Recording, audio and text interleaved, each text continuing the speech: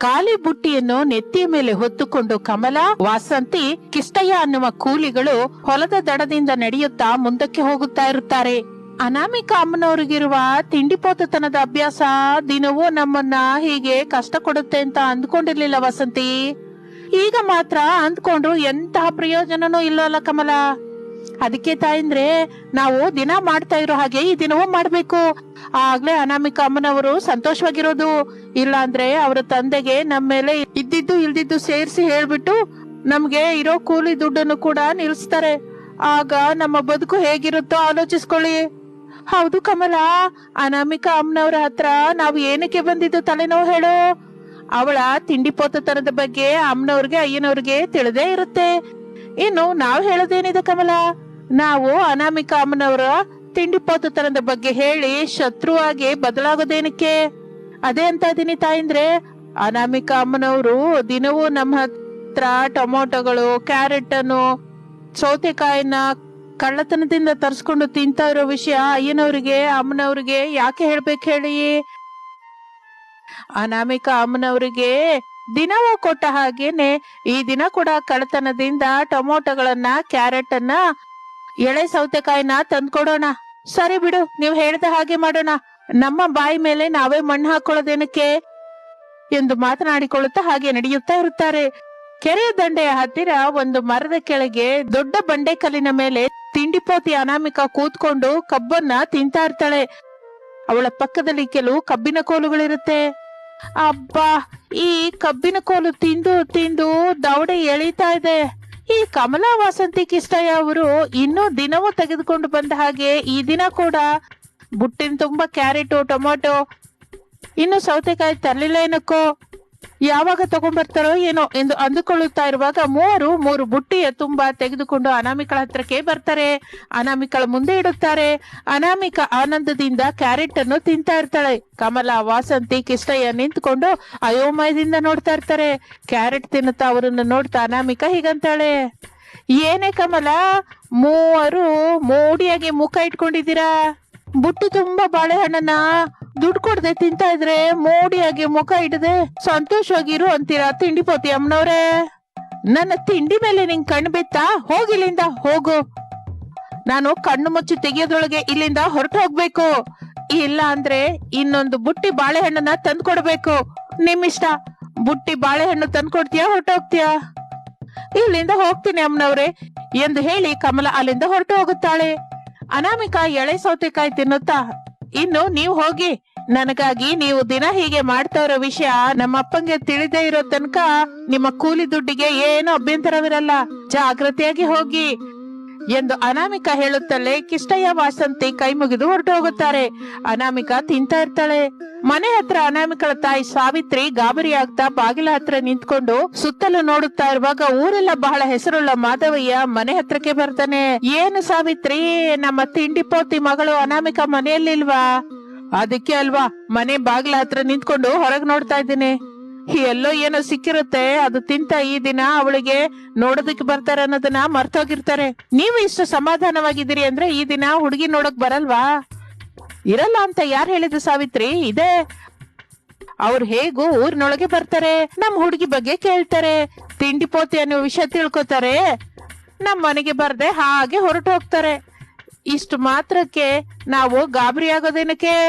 ವಧು ಪರೀಕ್ಷೆ ಅಂತ ಗಾಡಿಬಿಡಿ ಮಾಡೋದೇನಕ್ಕೆ ಎಂದು ಅನ್ನುತ್ತಾ ಇರುವಾಗ ಒಂದು ಕಾರು ಆ ಊರಿನೊಳಗೆ ಬಂದು ಒಂದು ಮರದ ಕೆಳಗೆ ನಿಲ್ಲುತ್ತೆ. ಕಾರಿನೊಳಗೆ ಡ್ರೈವಿಂಗ್ ಸೀಟ್ ಅಲ್ಲಿ ರಮೇಶ್ ಕೂತಿರ್ತಾನೆ. ಅಪ್ಪ, ನಾವು ನೋಡ್ತಾ ಇರೋದಕ್ಕೆ ಹೋಗುವ ಆ ದೊಡ್ಡ ಮನುಷ್ಯನ ಹೆಸರೇನು?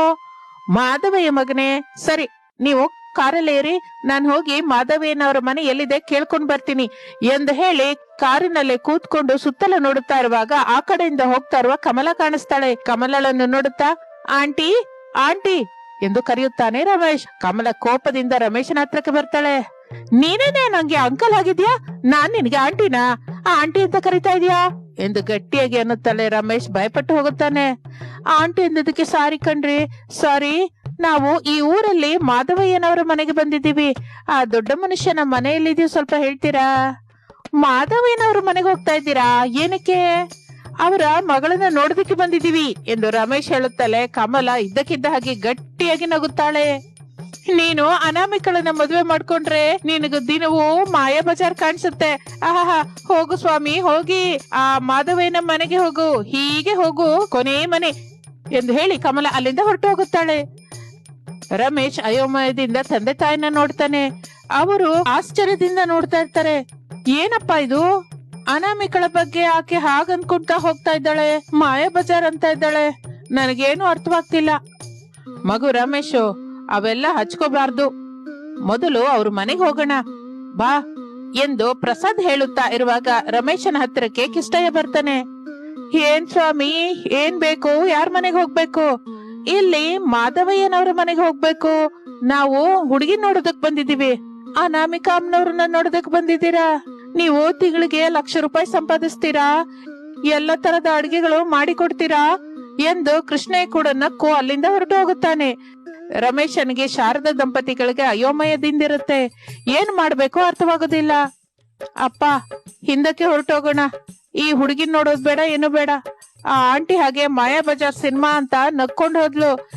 ಇವನೇನೋ ₹1,00,000 ಸಂಪಾದಿಸ್ತೀಯಾ, ಎಲ್ಲ ತರದ ಅಡಿಗೆ ಮಾಡಿಕೊಡ್ತೀಯಾ ಅಂತ ನಗ್ತಾ ಹೊರಟೋದ. ನನಗೆ ಮದುವೆ ಬೇಡ, ಏನು ಬೇಡ ಅಪ್ಪ, ನಾವು ಬಂದ ದಾರಿಯಲ್ಲೇ ಹೊರಟು ಹೋಗೋಣ. ಏಯ್, ಹಾಗೆ ಭಯಪಡ್ಬೇಡ್ವೋ, ಏನೂ ಆಗಲ್ಲ. ಮಾಧವಯ್ಯಂಗೆ ಆಗದೆ ಇರೋರು ಅವನ ಮಗಳ ಬಗ್ಗೆ ಕಲ್ಪಿಸಿ ಏನೋ ಹೇಳ್ತಾ ಇದ್ದಾರೆ ಅಂತ ವಾರ್ತೆ ಬಂದಿತ್ತು. ಇಷ್ಟು ದೂರ ಬಂದಿದ್ದೀವಲ್ಲ, ನಾವು ಮಾಧವಯ್ಯನ ಮನೆಗೆ ಹೋಗಿ ಹುಡುಗಿ ನೋಡಿ ಬರೋಣ. ಹೌದು ಮಗನೇ, ನಿಮ್ಮಪ್ಪ ಹೇಳಿದ ಹಾಗೆ ನಾವು ಹುಡುಗಿಯವರ ಮನೆಗೆ ಹೋಗೋಣ. ಸರಿ ಮಮ್ಮಿ, ನೀವು ಅಷ್ಟೆಲ್ಲ ಹೇಳ್ತಾ ಇದ್ದೀರಲ್ಲ, ಬಾ ಹೋಗೋಣ ಎಂದು ರಮೇಶ್ ಅನ್ನುತ್ತಾ ಇರುವಾಗ ಅನಾಮಿಕಾ ಕಬ್ಬಿನ ಕೋಲುಗಳನ್ನು ನೆತ್ತಿಯ ಮೇಲೆ ಇಟ್ಕೊಂಡು ಒಂದು ಕ್ಯಾರೆಟ್ ತಿನ್ನುತ್ತಾ ಅನಾಮಿಕಾ ಅಲ್ಲಿಗೆ ಬರ್ತಾಳೆ. ಅನಾಮಿಕಳನ್ನು ನೋಡಿ ರಮೇಶ್ ಪ್ರೇಮದಲ್ಲಿ ಬೀಳ್ತಾನೆ.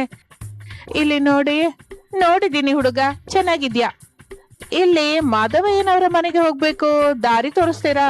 ನಾನು ದಾರಿ ತೋರ್ಸಿದ್ರೆ ನನ್ನ ಕಬ್ಬಿನ ಕೋಲನ್ನು ನೀನ್ ಎತ್ಕೋತೀಯಾ? ಇಲ್ಲ, ಕಾರ್ ಮೇಲೆ ಇಟ್ಬಿಡಿ ಎಂದು ಹೇಳುತ್ತಲೇ ಅನಾಮಿಕಾ ಅದನ್ನ ಕಾರಿನ ಮೇಲೆ ಇಡ್ತಾಳೆ. ತಾನು ಕಾರಲ್ಲಿ ಕುತ್ಕೋತಾಳೆ. ರಮೇಶ್ ಡ್ರೈವಿಂಗ್ ಮಾಡ್ಕೊಳ್ತಾ ಅನಾಮಿಕಾ ಹೇಳಿದ ಹಾಗೆ ಮುಂದಕ್ಕೆ ಕಾರನ್ನ ನಡೆಸ್ತಾ ಇರ್ತಾನೆ. ಸ್ವಲ್ಪ ಸಮಯದ ನಂತರ ಮಾಧವಯ್ಯನವರ ಮನೆ ಹತ್ರ ನಿಲ್ಲಿಸ್ತಾನೆ. ಇದೇ ಮಾಧವಯ್ಯನವರ ಮನೆ ಎಂದು ಹೇಳಿ ಅನಾಮಿಕಾ ಕಾರಿನಿಂದಿಳಿದು ತನ್ನ ಕಬ್ಬಿನ ಕೋಲನ್ನು ತೆಗೆದುಕೊಂಡು ಮನೆಯೊಳಗೆ ಹೋಗ್ತಾಳೆ.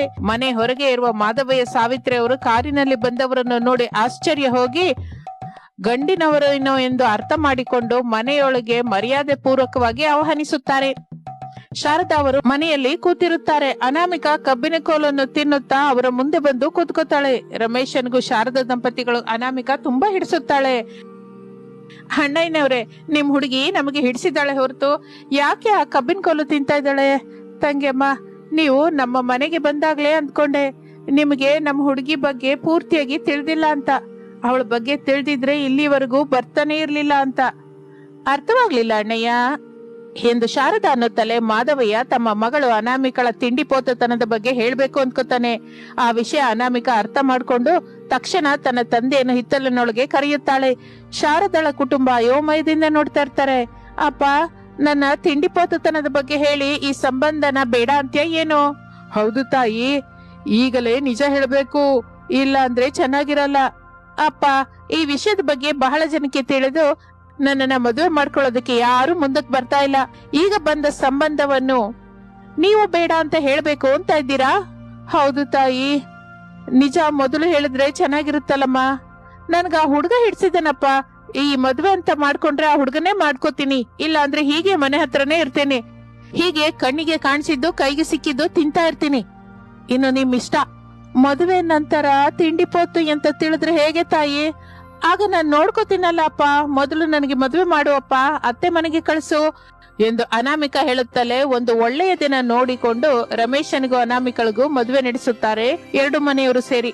ಇನ್ನು ಕಳುಹಿಸಿಕೊಡುವುದಾದ ಮೇಲೆ ಅನಾಮಿಕಾ ಅತ್ತೆ ಮನೆಗೆ ಕಾರಲ್ಲಿ ಬರ್ತಾಳೆ. ಅನಾಮಿಕಾ ಕಾರ್ ಇಳಿಯುತ್ತಲೇ ಗಮ್ಮನೆ ಅಡಿಗೆ ವಾಸನೆ ಬರುತ್ತೆ. ಕ್ಷಣ ಕೂಡ ತಡ ಮಾಡದೆ ಹೋಗಿ ಅದನ್ನ ತಿನ್ನಬೇಕು ಅನ್ಕೋತಾಳೆ. ಆದ್ರೆ ಅತ್ತೆ ಶಾರದಾ ಕಾಣಿಸಿ ನಿಂತು ಬಿಡ್ತಾಳೆ. ಸ್ವಲ್ಪ ಸಮಯದ ನಂತರ ಅನಾಮಿಕಾ ಕಿಚನ್ ಒಳಗೆ ಬರ್ತಾಳೆ. ಮದುವೆಯವರಿಗಾಗಿ ಮಾಡಿಟ್ಟ ಎಲ್ಲ ತರದ ಅಡಿಗೆಯನ್ನು ನೋಡಿ ಸಂತೋಷ ಪಡುತ್ತಾ ಒಂದು ಕ್ಷಣ ಕೂಡ ತಡ ಮಾಡದೆ ಚಕಚಕ ತಿನ್ನೋದಕ್ಕೆ ಶುರು ಮಾಡ್ತಾಳೆ. ತಿಂಡಿ ಪೋತಿ ಹೊಸ ಸೊಸೆಯನ್ನು ನೋಡಿ ಶಾರದಾ, ಪ್ರಸಾದ್, ರಮೇಶರು ಶಾಕ್ ಆಗುತ್ತಾರೆ. ಏನಮ್ಮ ಇದು?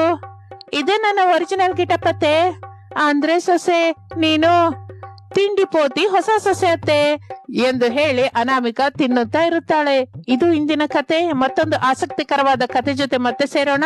ಅಲ್ಲಿಯವರೆಗೂ ವಿರಾಮ. ನಮಸ್ತೆ.